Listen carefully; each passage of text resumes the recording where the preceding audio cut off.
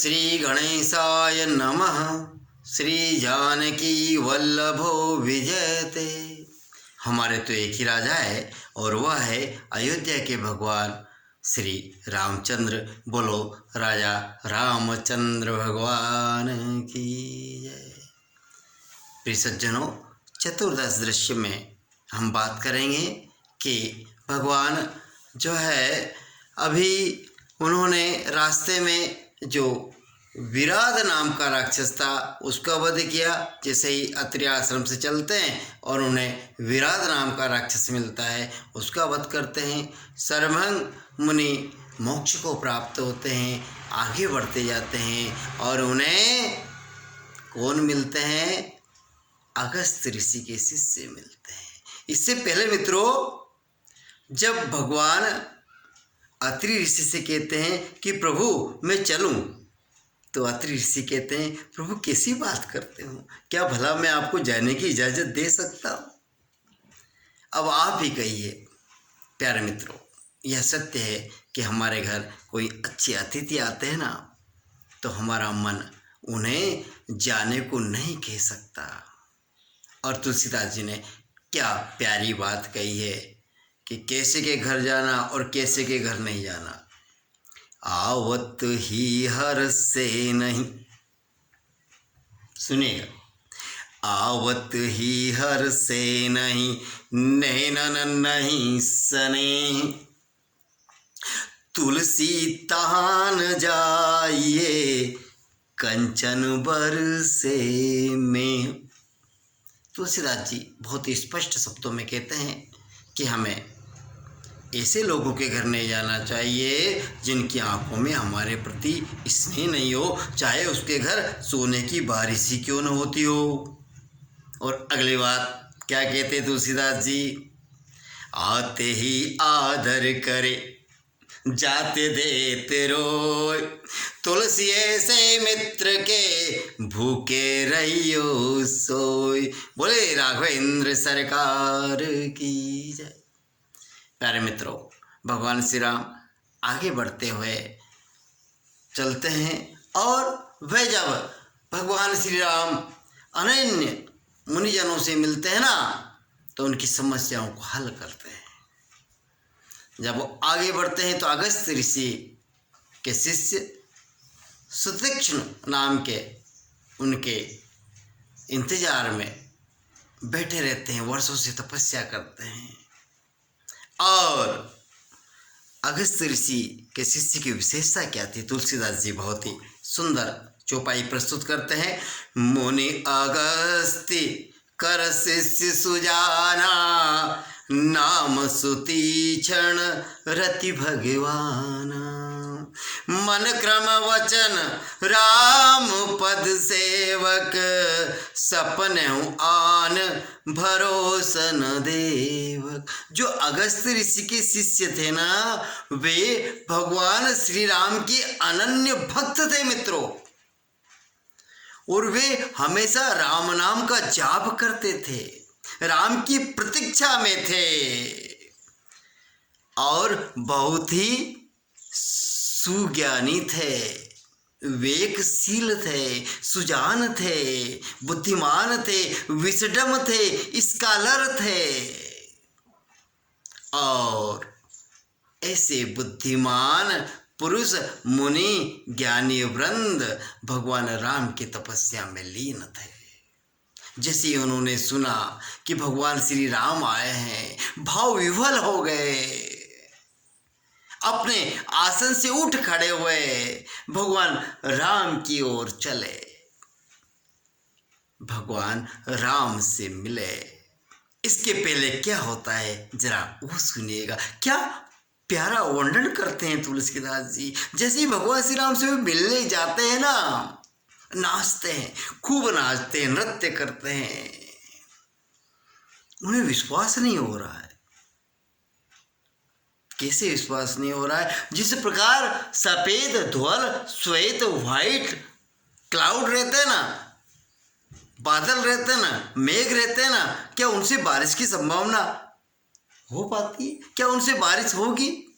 उसी प्रकार वे सुतीक्ष्ण सोचते हैं कि अरे मैं तो ज्ञानहीन हूँ, मैंने न मंत्र जपाए, न मैंने कोई भक्ति की है, न मैंने कोई तपस्या की है, न मैं वैरागी हूँ, न मैं योगी हूँ, मैं संयमी हूँ, न ही मैंने कोई तपस्या की है।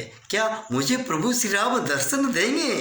क्या प्रभु श्री राम माँ जानकी और उनके भाई लक्ष्मण सहित मुझे दर्शन देंगे? मुझे कैसे दर्शन मिल सकते हैं? मुझे जैसे दुष्ट को कैसे दर्शन देंगे प्रभु? लेकिन अगले ही क्षण उन्हें ध्यान में आता है कि जिसका कोई नहीं होता उसके भगवान श्री राम होते हैं, और वह भगवान की भक्ति में लीन हो जाते हैं, झूमते हैं, गाते हैं। माँ पार्वती से भोलेनाथ कहते हैं यही निष्काम भक्ति है। और मित्रों, जब वे जाते हैं ना तो भगवान श्री राम एक वृक्ष की आड़ में छुपकर उनके नृत्य को देखते हैं, उनकी भक्ति को देखते हैं, और भगवान राम उनके पास जाते हैं, उन्हें जगाते हैं, लेकिन वे भगवान की भक्ति में योग निद्रा में से लीन हो जाते हैं कि जागते ही नहीं है। फिर प्रभु श्री राम जो है अपना विग्रह का रूप धारण करके उनके अंदर जाकर चतुर्भुज रूप के दर्शन कराते हैं। वो एकदम व्याकुल हो जाते हैं, प्रभु कहाँ है, प्रभु कहाँ है, प्रभु कहाँ है। फिर भगवान जो है उनको मनुष्य रूप में दर्शन देते हैं, अपनी भक्ति को प्रदान करते हैं, और जो है भगवान महेशपति माँ उमा से कहते हैं हे उमा, यही प्रगाढ़ भक्ति है। सुतीक्ष्ण ने भगवान की प्रगाढ़ भक्ति को प्राप्त कर लिया था।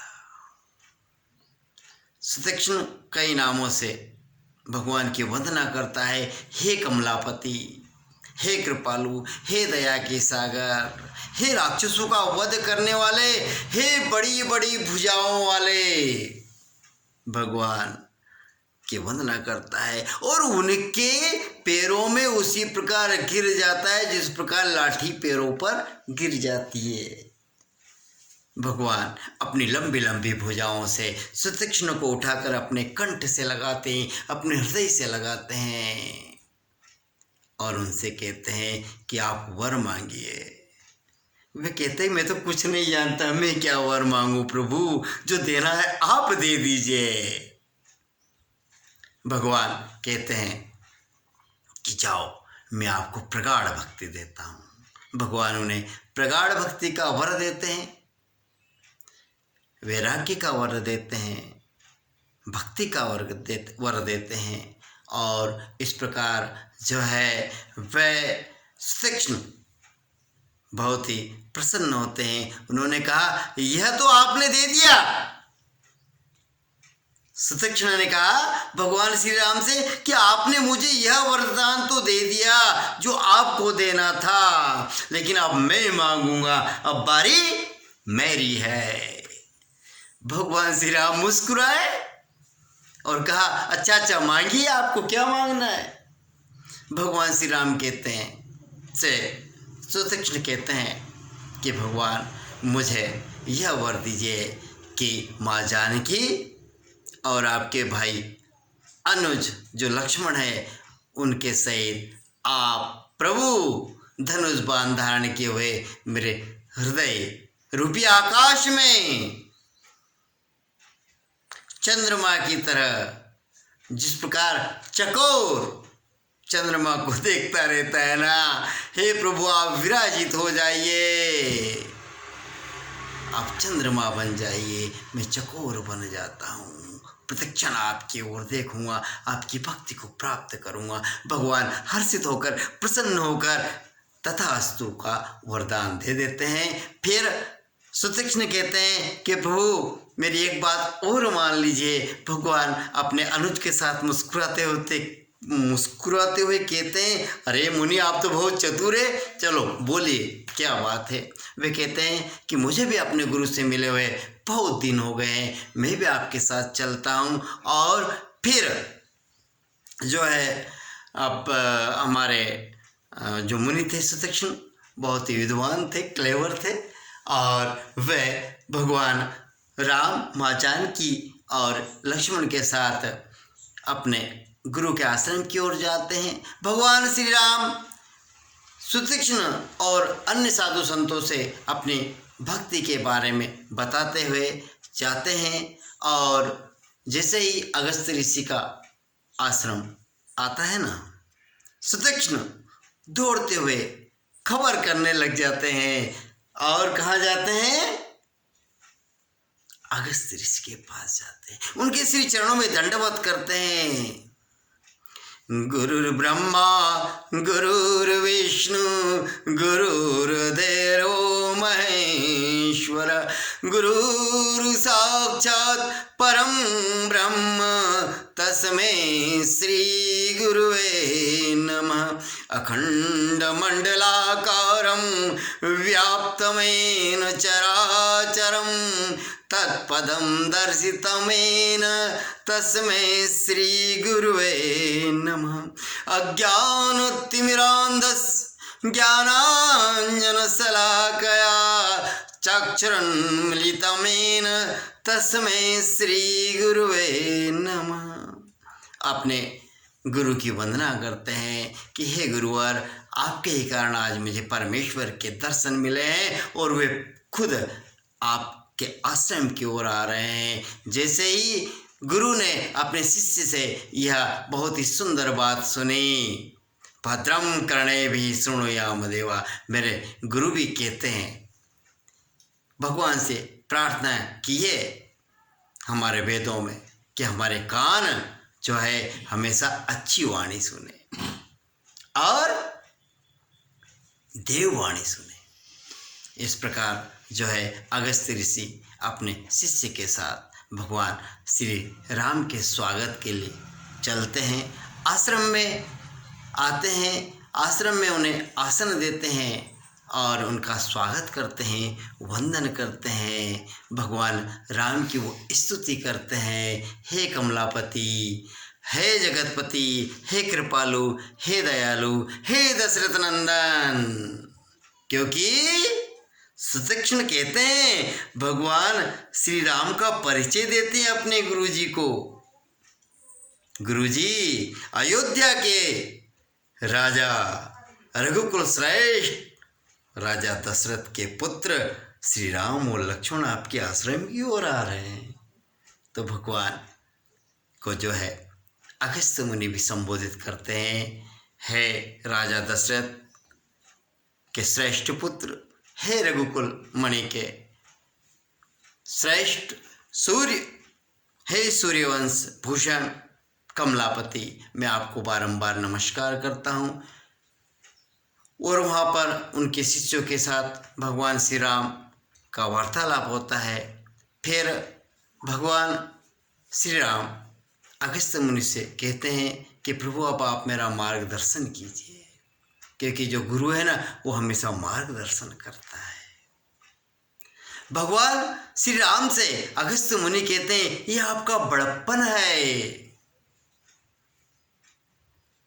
हे राघव, आप तो त्रिकालदर्शी हो।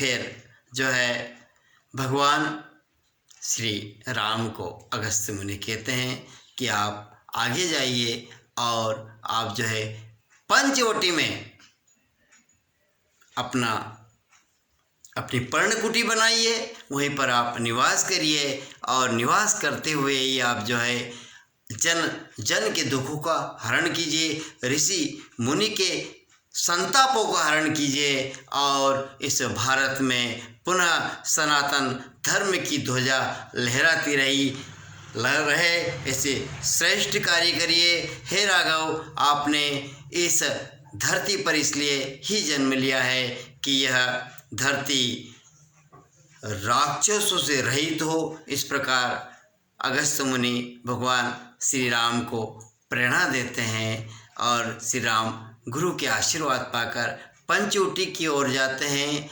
और सब ऋषि मुनि संत भगवान का भजन करते हैं। भगवान पंचवटी की ओर जा रहे हैं, तब तक हम जो है भगवान जब पंचवटी में पर्णकुटी बनाकर वहाँ पर विश्राम करेंगे और वहाँ पर क्या क्या लीलाएं आगे होगी, इन सभी को हम पंच दस दृश्य में देखेंगे, चर्चा करेंगे, आप सबसे बात करेंगे।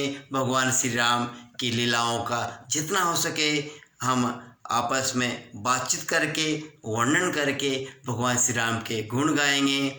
भगवान श्री राम की भक्ति में हमेशा लीन रहिए। अगले दृश्य में मिले, तब तक आप हरि स्मरण करते रहिए। कृपया अपना और अपने परिवारजनों का बहुत ध्यान रखिएगा। सादर नमस्कार। श्री राम, जय जय राम, जय जय सिया राम।